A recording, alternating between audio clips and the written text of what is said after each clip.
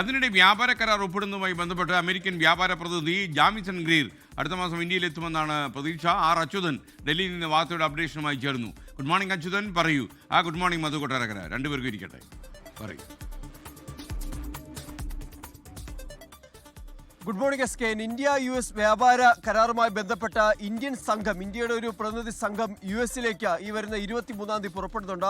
വാണിജ്യ മന്ത്രാലയത്തിലെ joint secretary Darpan ജെയിന്റെ നേതൃത്വത്തിലുള്ള സംഘമാണ് യു എസിലേക്ക് പോകുന്നത്. അതായത് ഈ കരാറുമായി ബന്ധപ്പെട്ടിട്ടുള്ള നിയമപരമായ നടപടികൾ പൂർത്തിയാക്കുന്നതിനാണ് സംഘത്തിന്റെ യു എസ് സന്ദർശനം. അപ്പോൾ ആ ഇന്ത്യൻ പ്രതിനിധി സംഘം ഈ നിയമ നടപടികൾ പൂർത്തിയാക്കുന്നതിനനുസരിച്ചായിരിക്കും യു എസ് വ്യാപാര പ്രതിനിധിയായിട്ടുള്ള ജാമിസൺ ഗ്രീർ ഇന്ത്യയിൽ സന്ദർശനം നടത്തുക. അദ്ദേഹത്തിന്റെ സന്ദർശനം ഈ കരാർ ഒപ്പുവെക്കുന്നതുമായിട്ടുള്ള ഏറ്റവും ഒടുവിലെത്തി, അതായത് അന്തിമ പ്രക്രിയയുടെ ഭാഗമായി ആയിരിക്കും ഈ ജാമിസൺ ഗ്രീർ ഇന്ത്യ സന്ദർശിക്കുക എന്നുള്ള വിവരമാണ് ലഭിച്ചിരിക്കുന്നത്.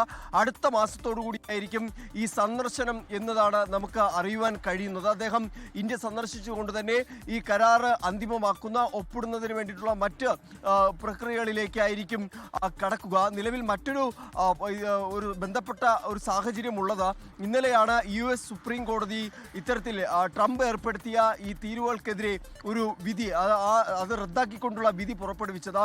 ഈ സാഹചര്യത്തിൽ ഇന്ത്യ ഈ കരാറുമായി ബന്ധപ്പെട്ടുള്ള നിയമപരമായ സാധ്യതകളിൽ ഒരു പുനർവിചിന്തനം ഉണ്ടായേക്കുമെന്നുള്ള ചില സൂചനകൾ കൂടി ഈ ഘട്ടത്തിൽ ലഭിക്കുന്നുണ്ട്. അതായത് യു എസ് സുപ്രീം കോടതിയുടെ ആ ഉത്തരവിൽ കൃത്യമായ പരിശോധനകൾ നടത്തിയായിരിക്കും ഇനി ഇതിൻ്റെ നിയമപരമായ കാര്യങ്ങളിലേക്ക് കൂടി ഇന്ത്യ കടക്കുക. അത്തരമൊരു സാഹചര്യങ്ങളിലേക്ക് കൂടി കാര്യങ്ങൾ വഴിവെച്ചിട്ടുണ്ട്. കാരണം നിലവിൽ ഈ ഇന്ത്യക്ക് മേൽ ഈ പിഴ ചുമത്തിയ 50%, അതിൽ നിന്ന് കരാറിലേക്ക് വരുമ്പോൾ അത് 18%-ആയാണ് കുറച്ചത്. പക്ഷെ അപ്പോഴും നിലവിൽ ഈ യു എസ് സുപ്രീം കോടതിയുടെ ഇടപെടൽ, ഒപ്പം തന്നെ ഇപ്പോൾ ട്രംപ് ഏർപ്പെടുത്തിയിരിക്കുന്ന ആഗോളതലത്തിലെ 10% തീരുവ ഉൾപ്പെടെയുള്ള കാര്യങ്ങൾ പരിശോധിച്ചുകൊണ്ടുള്ള ഒരു തീരുമാനങ്ങൾ ഒരുപക്ഷെ ഇന്ത്യയുടെ ഭാഗത്തു നിന്നുണ്ടായേക്കും എന്നുള്ള സൂചനകൾ കൂടി ഈ മണിക്കൂറിൽ ലഭ്യമാകുന്നു. S K.